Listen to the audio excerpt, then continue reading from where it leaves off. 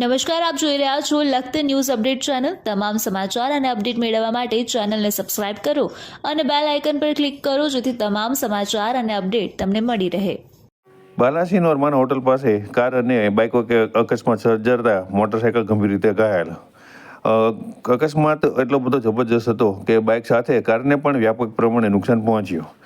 સમગ્ર ગુજરાત રાજ્યની અંદર દરરોજ એક કરતાં વધારે અકસ્માતના બનાવ બની રહ્યા છે અને તેના કારણે લોકો પોતાનો જીવ પણ ગુમાવી રહ્યા છે, સાથે ગંભીર રીતે ઘાયલ થતા હોય દિવ્યાંગ પણ બની રહ્યા છે। ત્યારે બાલાસિનોર અને માનવ હોટલ પાસે રાત્રિના સમયે કાર અને બાઇક વચ્ચે ગંભીર અકસ્માત સર્જાયો હતો।